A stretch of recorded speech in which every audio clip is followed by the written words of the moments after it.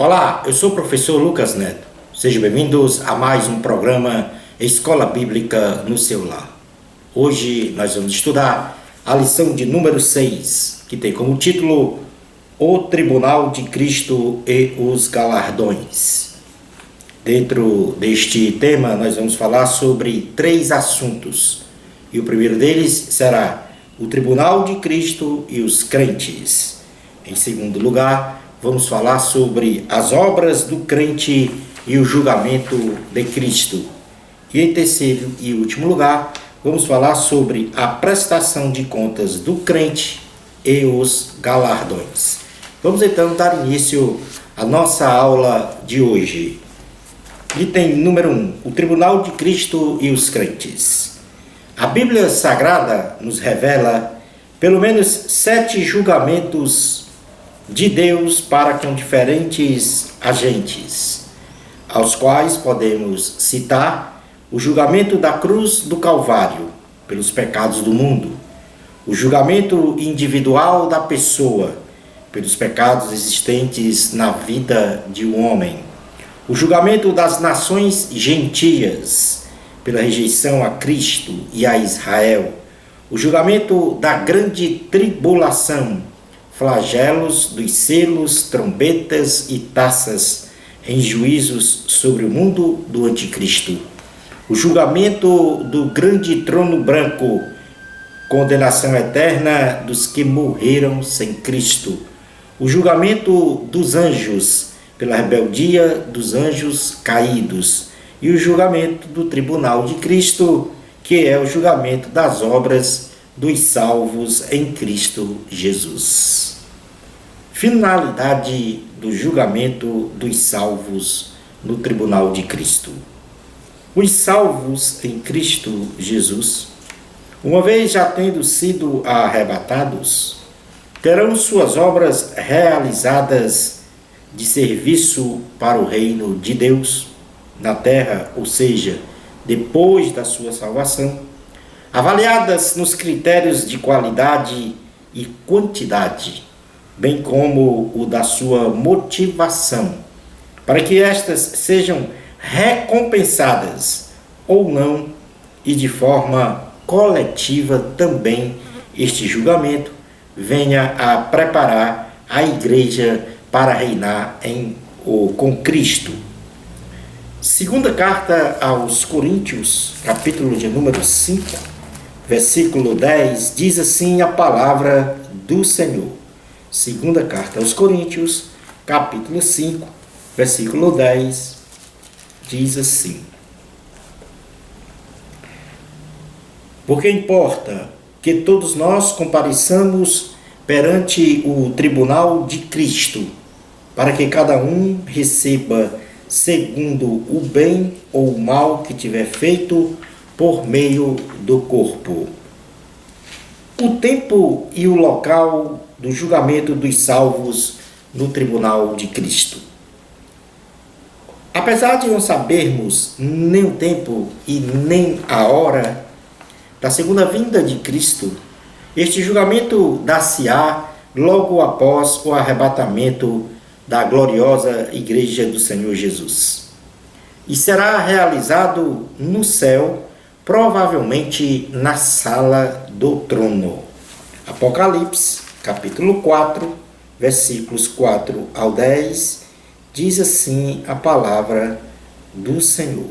Apocalipse, capítulo 4, versículos 4 ao 10. Ao redor do trono, há também 24 tronos e assentados neles 24 anciãos, vestidos de branco, em cujas cabeças estão coroas de ouro. Do trono saem relâmpagos, vozes e trovões, e diante do trono ardem 7 tochas de fogo, que são os 7 Espíritos de Deus.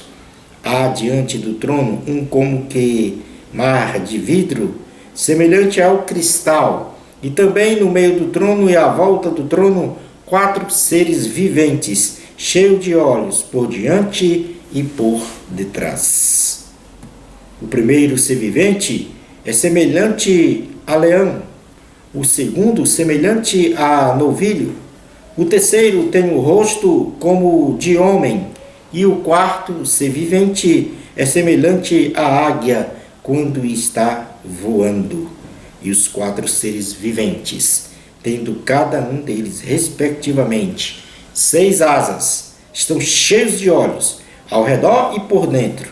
Não tem descanso nem de dia, nem de noite, proclamando: Santo, Santo, Santo é o Senhor Deus Todo-Poderoso, aquele que era, que é e que há de vir.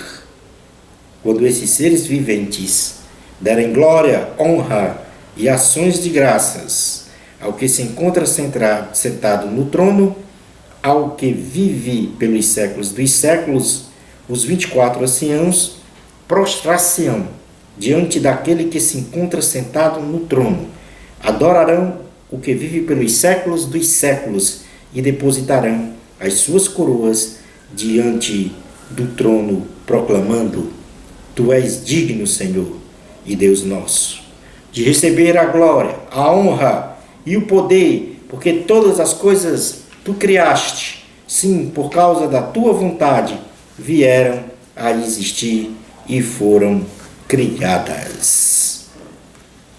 Os benefícios do julgamento dos salvos no tribunal de Cristo. O Senhor Jesus julgará cada salvo em Cristo de forma individual, avaliando todas as suas obras realizadas na terra em favor do reino de Deus, recompensando-as com a concessão de coroas, símbolo de poder, de honra, de autoridade e de vitórias, ou mesmo subtraindo algumas recompensas, ou em outros casos, purificando-as. Apocalipse, capítulo de número 3, versículo 11, diz assim a palavra do Senhor: Venho sem demora, conserva o que tens, para que ninguém tome a tua coroa. Vamos passar agora a estudar o item 2 da lição, que fala sobre as obras do crente e o julgamento de Cristo. Jesus Cristo, o justo juiz, julgará todas as obras de cada salvo em Cristo, sem acepção de pessoas, de forma precisa, exata e com registros comprobatórios, contundentes, que não deixarão quaisquer dúvidas sobre a legitimidade, justiça e autoridade do julgamento no tribunal de Cristo. Vamos fazer uma leitura no Evangelho de Jesus, segundo escreveu o apóstolo João, em seu capítulo de número 5, versículos 26 e 27, diz o seguinte: Porque assim como o Pai tem vida em si mesmo, também concedeu ao Filho ter vida em si mesmo, e lhe deu autoridade para julgar, porque é o Filho do homem. Não vos maravilheis disto, porque vem a hora em que todos os que se acham nos túmulos ouvirão a voz e sairão. Vamos fazer uma leitura também na segunda carta a Timóteo, em seu capítulo de número 4, versículo 8, diz assim a palavra do Senhor.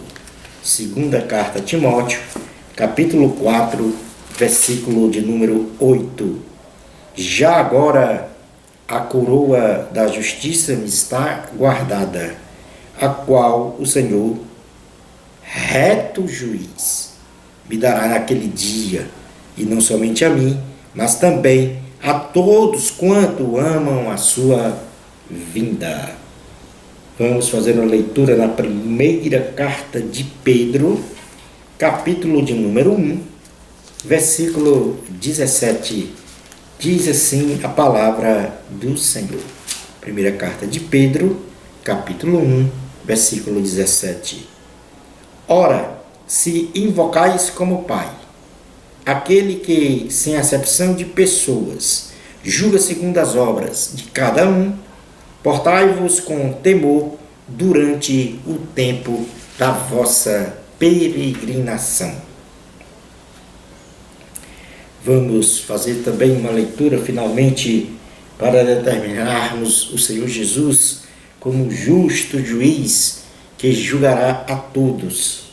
Malaquias, capítulo de número 3, versículos 13 a 18.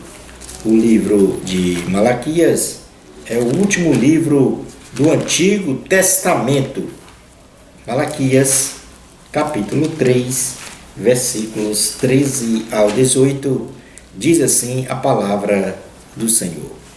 Aqui a diferença entre o justo e o perverso. As vossas palavras foram duras para mim, diz o Senhor. Mas vós dizeis, que temos falado contra ti? Vós dizeis, inútil é servir a Deus, que nos aproveitou termos cuidado em guardar os seus preceitos e em andar de luto diante do Senhor dos Exércitos. Ora, pois, nós reputamos por felizes os soberbos. Também os que cometem impiedade prosperam. Sim, eles tentam ao Senhor e escapam. Então os que temiam ao Senhor falavam uns aos outros. O Senhor atentava e ouvia. Havia um memorial escrito diante dele para os que temem ao Senhor e para os que se lembram do seu nome. Eles serão para mim particular tesouro naquele dia que prepararei, diz o Senhor dos Exércitos. Poupá-lo-eis como um homem poupa seu filho que o serve. Então vereis outra vez a diferença entre o justo e o perverso, entre o que serve a Deus e o que não o serve. Vamos ver agora alguns parâmetros que serão utilizados para o julgamento das obras dos salvos em Cristo. E o primeiro parâmetro a ser utilizado para este julgamento das obras dos salvos em Cristo é a qualidade das obras realizadas. Serão caracterizadas como boas obras quando forem realizadas sempre aquelas que são para o louvor, a honra e a glória de Deus, com efeitos eternos, feitas segundo os preceitos da fé cristã. E agora nós vamos para Filipenses, capítulo de número 3, capítulo de número 1, versículos 3 ao 11, que diz o seguinte. Filipenses, capítulo 1, versículos 3 ao 11. Nada façais por partidarismo ou vanglória, mas por humildade, considerando cada um os outros superiores a si mesmo. Não tenha cada um em vista o que é propriamente seu, senão também cada qual o que é dos outros. Tende em vós o mesmo sentimento que houve também em Cristo Jesus, pois ele, subsistindo em forma de Deus, não julgou como usurpação o ser igual a Deus, antes a si mesmo se esvaziou, assumindo a forma de servo, tornando-se em semelhança de homens e reconhecido em figura humana. A si mesmo se humilhou, tornando-se obediente até a morte e morte de cruz, pelo que também Deus o exaltou sobremaneira e lhe deu o nome que está acima de todo nome, para que ao nome de Jesus se dobre todo o joelho nos céus, na terra e debaixo da terra, e toda língua confesse que Jesus Cristo é Senhor, para a glória de Deus Então, as boas obras, ela vem caracterizada, em primeiro lugar, no exemplo de Cristo, na humilhação, e também para que nós não façamos nada por partidarismo, mas sempre por humildade, considerando os outros superiores do que a nós mesmos. O segundo parâmetro que será utilizado para o julgamento das obras dos salvos em Cristo é a quantidade de obras realizadas. Muitos dizem que quantidade não é qualidade, porém, na nossa vida espiritual, precisamos de forma diligente e incansavelmente trabalhar na obra do Senhor com excelência de qualidade, pois a obra é grande e os ceifeiros são poucos, e quanto mais plantarmos na obra, também colheremos. Tudo para o louvor, para a honra e para a glória de Deus. Vamos fazer uma leitura no Evangelho de Jesus Cristo, segundo escreveu Mateus, no seu capítulo de número 9. Mateus, capítulo 9, versículo 35 a 38, que diz o seguinte. Mateus, capítulo 9, versículo 35 ao 38. Diz assim a palavra do Senhor. E percorria Jesus todas as cidades e povoados, ensinando nas sinagogas, pregando o evangelho do reino e curando toda sorte de doenças e enfermidades. Vendo ele as multidões, compadeceu-se delas, porque estavam aflitas e exaustas, como ovelhas que não têm pastor. E então se dirigiu a seus discípulos e disse: a seara, na verdade, é grande, mas os trabalhadores são poucos.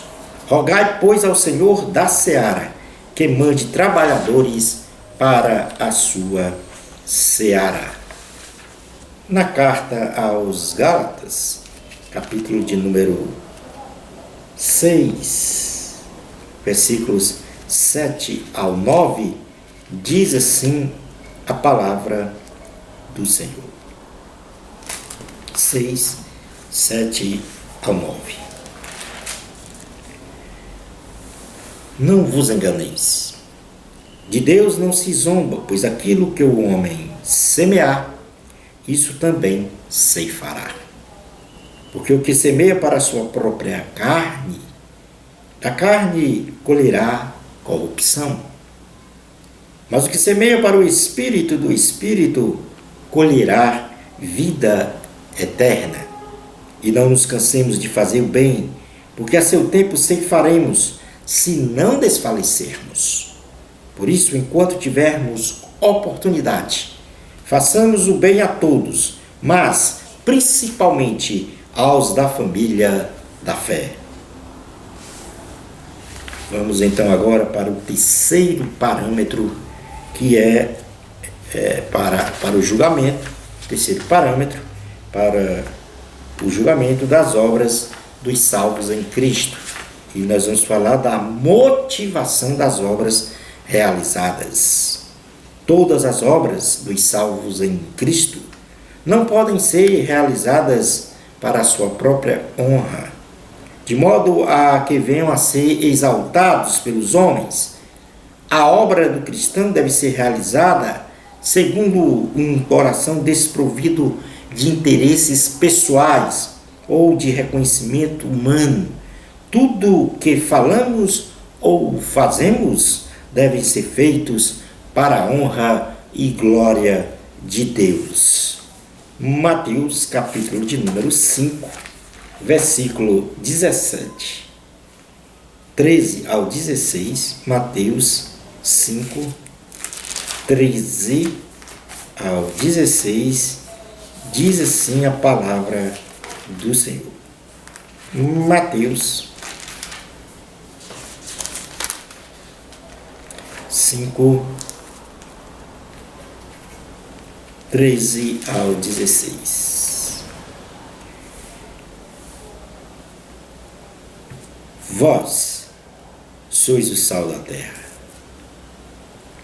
Ora, se o sal vier a ser insípido, como lhe restaurar o sabor? Para nada mais presta senão para ser lançado fora, ser pisado pelos homens. Vós sois a luz do mundo. Não se pode esconder a cidade edificada sobre um monte, nem se acende uma candeia para colocá-la debaixo do alqueire, mas no velador, e alumia a todos os que se encontram na casa.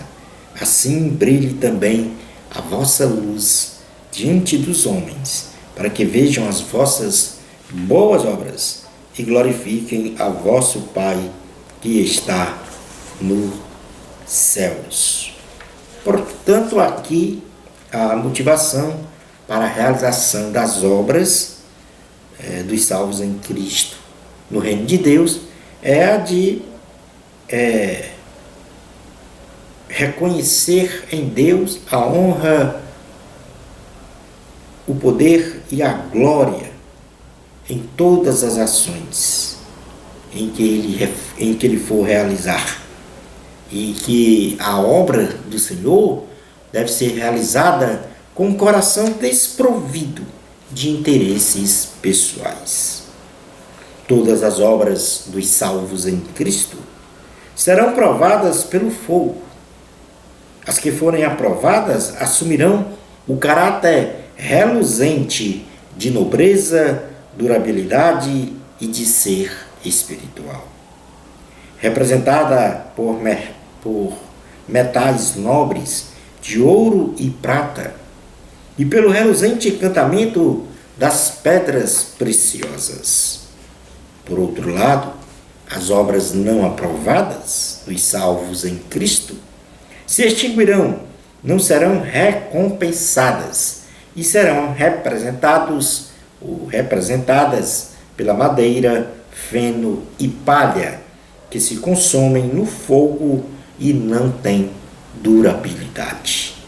Na primeira carta aos Coríntios, capítulo 3, primeira carta aos Coríntios, capítulo de número 3, versículos 11 ao 13, diz assim a palavra do Senhor: porque ninguém pode lançar outro fundamento, além do que foi posto, o qual é Jesus Cristo.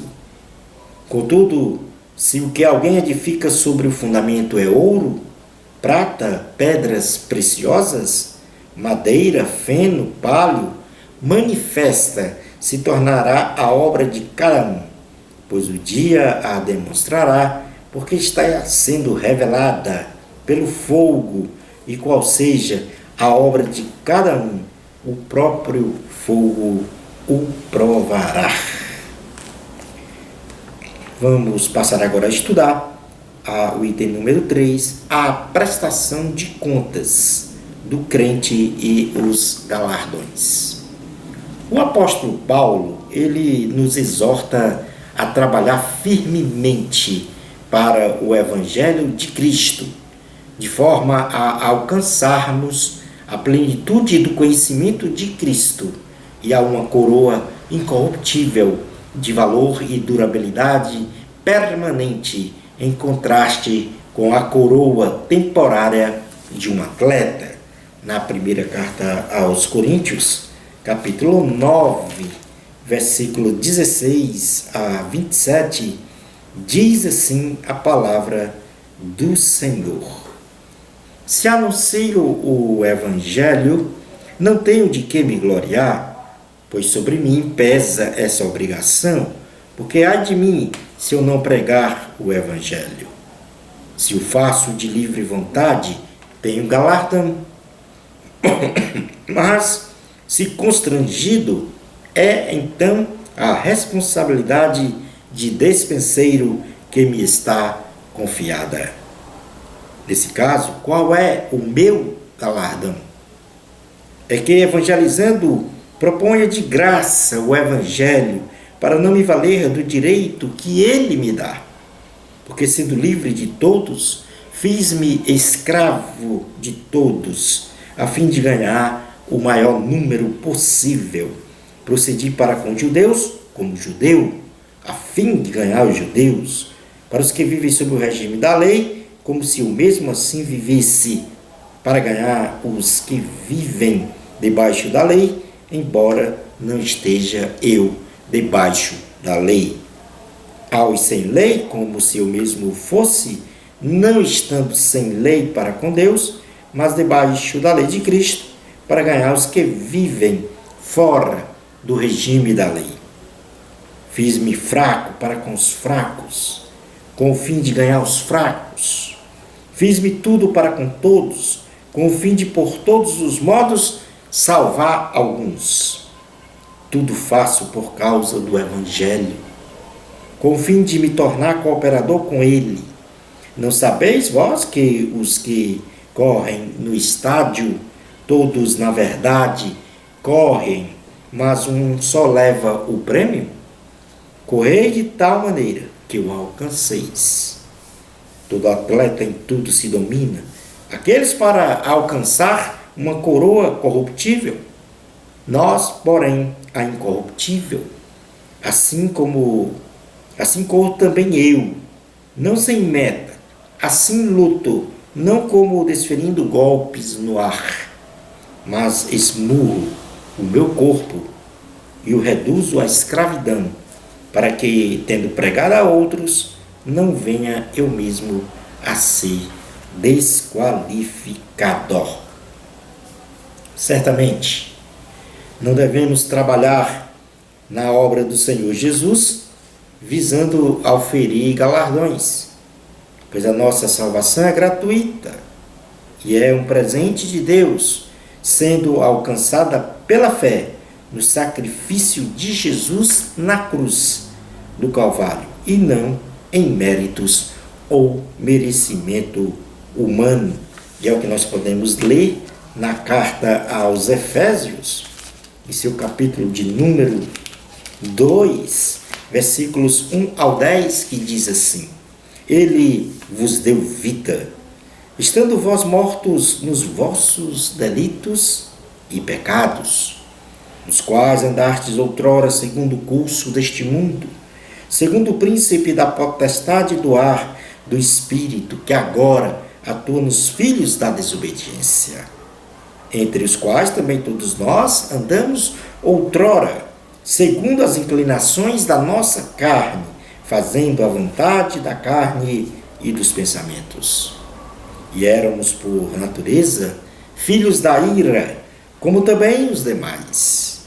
Mas Deus, sendo rico em misericórdia, por causa do grande amor com que nos amou, e estando nós mortos em nossos delitos, nos deu vida juntamente com Cristo. Pela graça sois salvos, e juntamente com Ele nos ressuscitou e nos fez assentar nos lugares celestiais em Cristo Jesus, para mostrar nos séculos vindouros a suprema riqueza da sua graça em bondade para conosco em Cristo Jesus. Porque pela graça sois salvos, mediante a fé, e isto não vem de vós, é dom de Deus, não de obras, para que ninguém se glorie, pois somos feitura dele, criados em Cristo Jesus, para boas obras, as quais Deus de antemão preparou para que andássemos nelas. O galardão é uma consequência da ação da nossa fé. E é uma forma justa e honesta que Deus estabeleceu para honrar as realizações dos salvos em Cristo, pela causa do Evangelho de Cristo, pois Deus honra a quem lhe dá honra. E isso nós podemos contemplar na primeira carta, no primeiro livro, melhor dizendo, de Samuel, no seu capítulo de número 2. Primeira carta de Samuel, capítulo de número 2, versículo 30. Diz assim a palavra do Senhor. Primeira carta de Samuel, capítulo 2, versículo 30. Portanto, diz o Senhor, Deus de Israel, na verdade, dissera eu que a tua casa e a casa do teu pai andariam diante de mim perpetuamente. Porém agora, diz o Senhor, longe de mim tal coisa, porque aos que me honram, honrarei, porém os que me desprezam serão desmerecidos. As recompensas dos salvos em Cristo, tipificadas por coroas. A Bíblia Sagrada deixa claro que os galardões são recompensas de diversas realizações e motivações na obra do Senhor. Porém, não detalha a essência do prêmio, apenas os representam como coroas, a saber, a primeira coroa é a coroa incorruptível. O apóstolo Paulo revela que esta coroa simboliza basicamente as demais em seu caráter de qualidade e durabilidade permanente. Com paciência e firmeza, temos que trabalhar diligentemente na obra do Senhor para ser recompensado por uma coroa incorruptível no sentido moral e espiritual. Primeira carta aos Coríntios, capítulo de número 9, versículo 25, diz assim a palavra do Senhor. Todo atleta em tudo se domina, aqueles para alcançar uma coroa corruptível, nós, porém, a incorruptível. A segunda coroa mencionada como um prêmio é a coroa da justiça. O apóstolo Paulo menciona que aquele que vive uma vida correta diante de Deus e dos homens e espera com amor a segunda vinda de Jesus, receberá como prêmio a coroa da justiça. E isso nós podemos ler na segunda carta a Timóteo, em seu capítulo de número 4, versículos 6 ao 8. Inclusive, já lemos esse texto, vamos ler novamente, diz assim: quanto a mim, estou sendo já oferecido por libação, e o tempo da minha partida é chegado. Combati o bom combate, completei a carreira, guardei a fé, já agora a coroa da justiça me está guardada, a qual o Senhor, reto juiz, me dará naquele dia, e não somente a mim, mas também a todos quanto amam a sua vinda. A terceira coroa é a coroa da vida. O apóstolo João nos revela que os cristãos que perseveram diante das provações, ou seja, enfrentam as tribulações com fé e paciência, de forma confiante e destemida, receberá como prêmio a coroa da vida. E isso nós podemos ler no livro de Apocalipse, capítulo de número 2, versículos 8 ao 10, que diz o seguinte: Apocalipse, capítulo 2, versículos 8 ao 10. Ao anjo da igreja em Esmirna, escreve: estas coisas diz o primeiro e o último, que esteve morto e tornou a viver. Conheço a tua tribulação, a tua pobreza, mas tu és rico. E a blasfêmia dos que a si mesmos se declaram judeus e não são, sendo antes sinagoga de Satanás. Não temas as coisas que tens de sofrer. Eis que o diabo está para lançar em prisão alguns dentre vós, para ser dispostos à prova, e tereis tribulação de 10 dias. Ser fiel até a morte, e dar-te-ei a coroa da vida. A quarta coroa é a coroa de glória.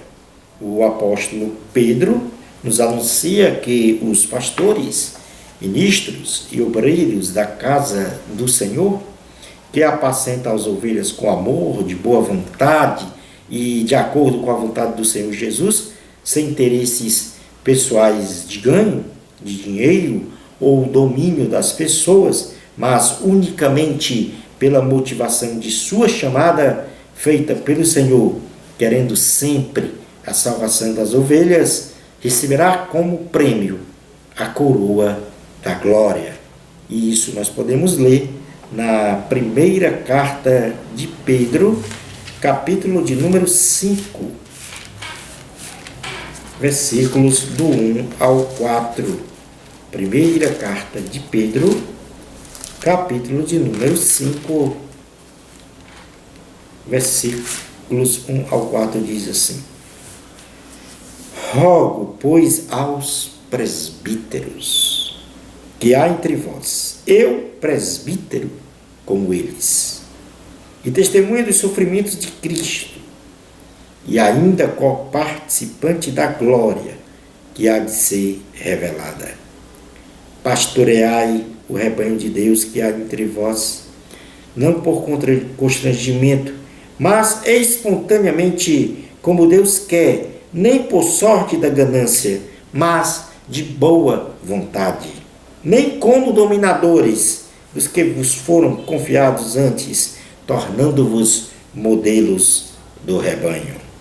Ora, logo que o Supremo Pastor se manifestar, recebereis a imarcessível coroa da glória. E por último, nós temos a coroa de júbilo. O apóstolo Paulo registra que os obreiros de Cristo que produzem os frutos de evangelizar e ganhar almas para o reino de Deus, receberá como prêmio uma coroa de júbilo. E nós temos na primeira carta aos Tessalonicenses, capítulo 2, versículos 19 a 20, diz assim a palavra do Senhor: Pois quem é a nossa esperança ou alegria, ou coroa em que exultamos na presença do nosso Senhor Jesus em sua vinda? Não sois vós? Sim, vós sois realmente a nossa glória e a nossa alegria. Vamos agora fazer uma leitura em Ruth, capítulo de número 2, versículo de número 12, que diz assim a palavra do Senhor: O Senhor retribua o teu feito, e seja cumprida a tua recompensa do Senhor, Deus de Israel, sob cujas asas vieste buscar refúgio. Vamos então concluir a nossa aula de hoje dizendo: o julgamento do tribunal de Cristo é algo que está reservado somente aos salvos em Jesus, e avaliará a qualidade e as motivações de nossa conduta como cristãos na terra, nos dando o balizamento da intensidade do nosso amor a Cristo e à obra do Senhor. A glória é de Deus. Uma bênção muito especial para você, do Senhor Jesus. Amor a Cristo. Até o nosso próximo programa Escola Bíblica no seu lar, se Deus permitir.